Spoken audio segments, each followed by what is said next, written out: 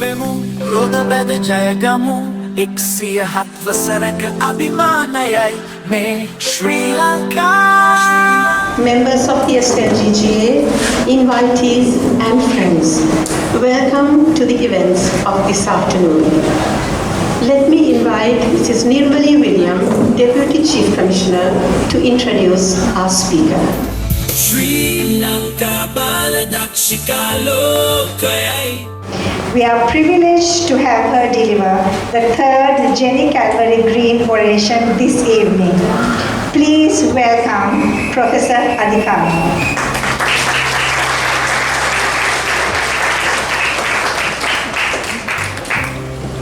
It's such a pleasure to be here talking about a topic that is very close to my heart, that I'm very passionate about, and talking to a group of amazing, selfless women and ladies and young girls. So it's certainly an honor, and it took me back to decades ago when I was a girl guide. Decades ago, but it was certainly a pleasure to be standing here and an honor to be standing here and talking to you. So let me take you through the women in the workplace, how women perform and what challenges women face in the workplace, and how we need to challenge the current situation and how we need to be empowered. I know the Girl Guides is all about empowerment, empowering the young girls to, to achieve their dreams. But let me take you through this topic, and my plan today is to talk about these three areas.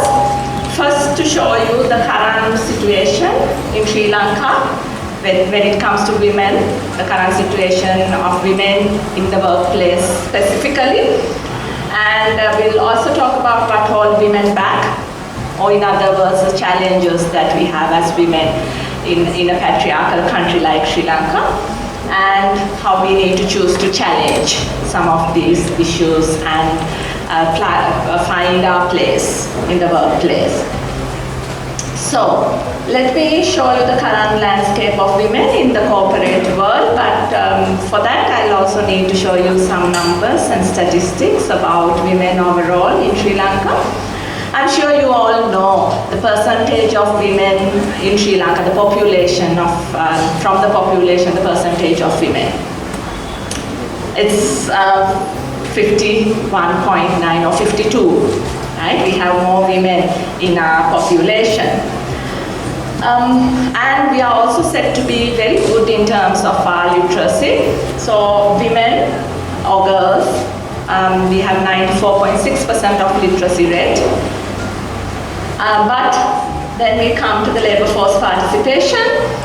We see a huge issue here, when we see that only from the labor force of the women, only 32.1 participate in the labor force. Now the sad part is this number has been going down over the years. So in 2010, the number was quite good actually, 41%. We had 41% of our females participating in the labor force. But then over the years, the numbers have been steadily coming down, and we now have 32%. Last year it was 31. So this is a serious issue when I know that there are all these young girls, young women who aspire to, do many things. Study, do well, and then start a job, do a job, and climb the career ladder, and do many, many things. They all have dreams. But then, where do those dreams go? What happens to those dreams, and where do they drop out?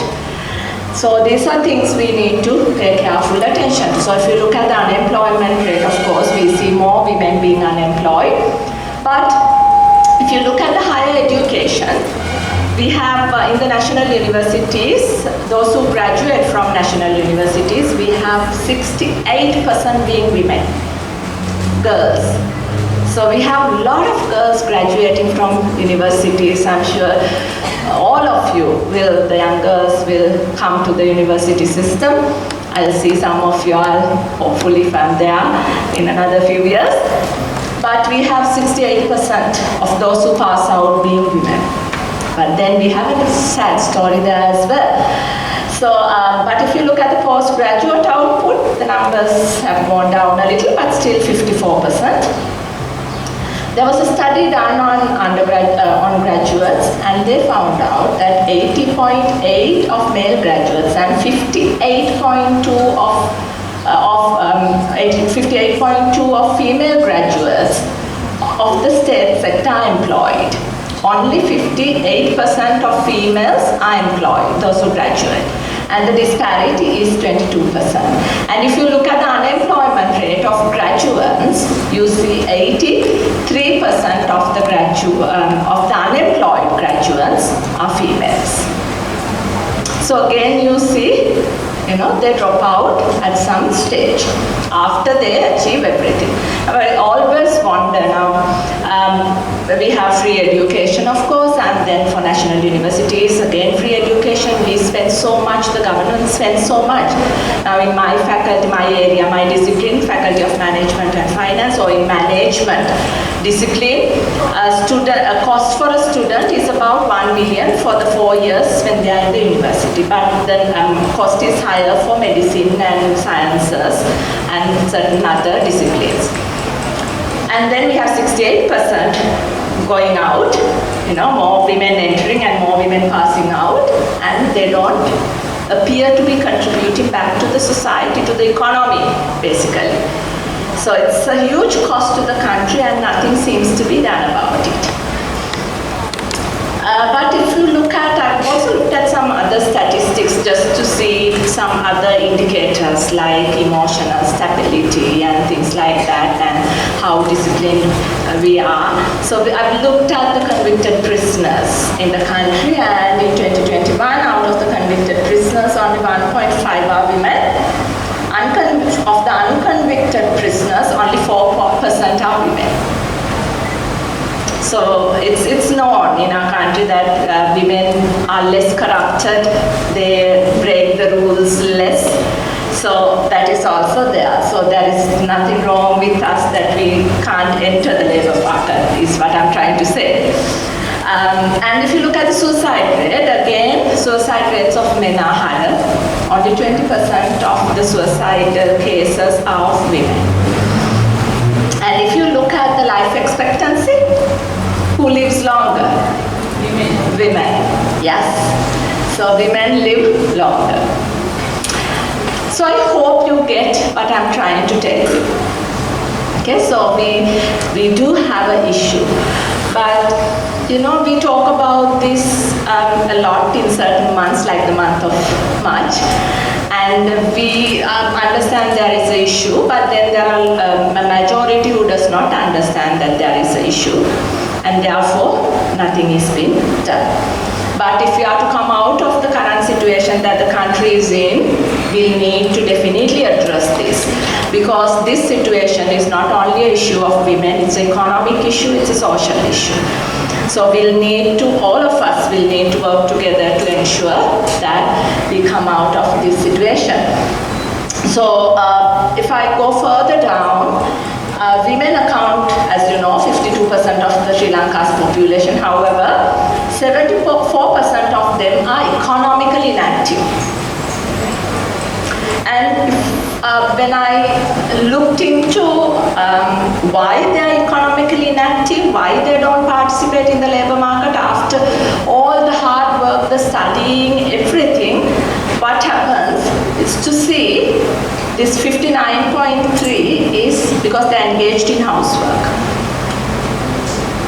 And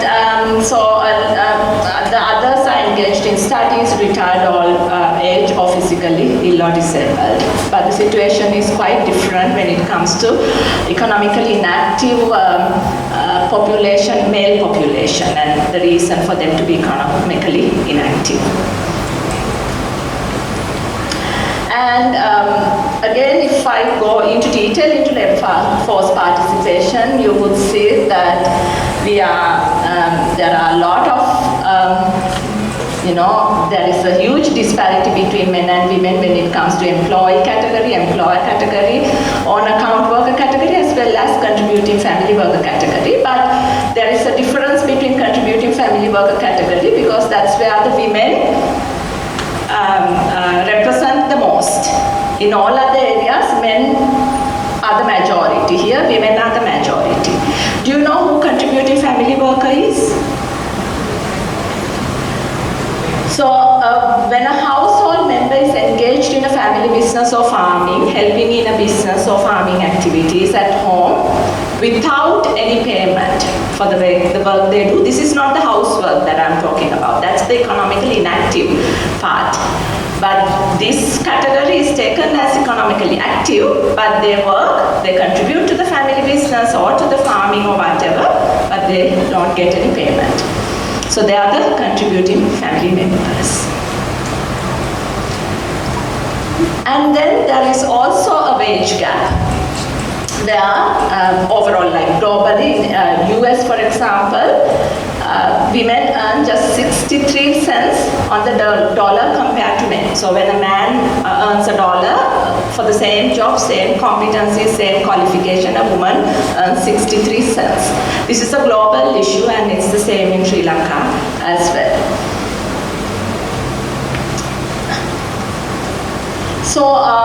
So why is this situation? What holds women back from entering the labor force or not contributing maybe sufficiently in the labor force or not climbing the career ladder, not being represented in the management positions?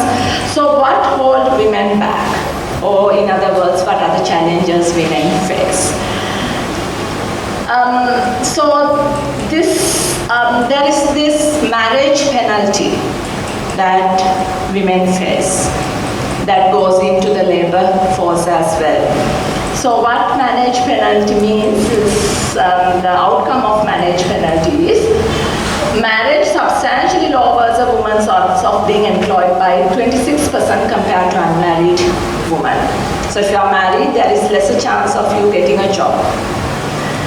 Having children younger than the age of 5 reduces women's labor market participation by 7.4 compared to women without young children. The same factors have no effect on men. Men are twice as likely as women to be employed in Sri Lanka. Okay, so again, something for us to think. And so with men, why women have this issue of being engaged or being inactive, why they don't enter the labor market in the first place is one reason. There are many reasons for that. One reason is the lack of quality and affordable childcare and elder care. We know the childcare and elder care falls on women in our culture. That's the general stereotyping expectations or general stereotypical expectations where, taking care of others is considered to be the job of a female. So therefore you have to look after your kids, you have to look after the elders, and that prevents you from entering the labor market. And the problem is going to be a huge problem in the future. At the moment, 2.5 million are about the age of 60, but by 2040, 65 or above will double. But we only have 225 elder care centers in the country, out of which 220 are privately owned. Meaning they might be quite costly. So rather than putting the parent or the elder into elder care, it might be easier, cost effective for you to stay back and look after the elder. Same applies for child care facilities as well. So 80% of the daycare centers are privately run again, so the cost is high. The government run daycare centers, and both privately and government-run daycare centers, the issues of quality and all of that is also there. In addition to social stigma and all of that, when a mother puts a child into a daycare. So if you don't look at that, even if you look at cost-wise and your concern for quality and proper care, there is an issue. So that is one reason why women don't enter the labor market or drop off. There is a leaking pipeline where, after you have children, you drop out of the labor market. And then we all know gender-based violence is a huge issue. At the workplace, on the way to workplace, at homes, everywhere. So violence against women and girls is one of the most prevalent human rights violations in the world.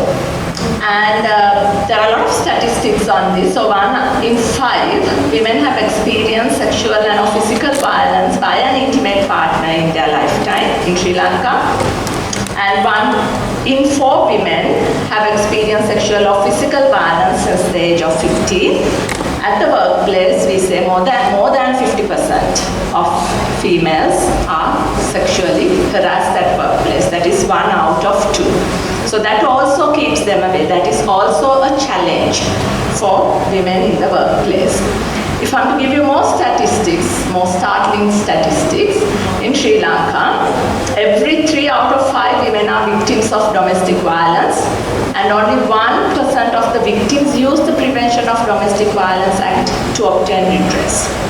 So we have the law, we have the acts and all of that, but very rarely will a person use it, again because of stigma and these myths and all of that surrounds this issue of violence, gender-based violence. And in Sri Lanka, now see this, a woman is raped every 90 minutes and 97% of the rapists face no legal consequences. And they say 3 to 5 children are raped every day. And 1 child is sexually harassed every 2 hours. 95% of women are sexually harassed in public transportation.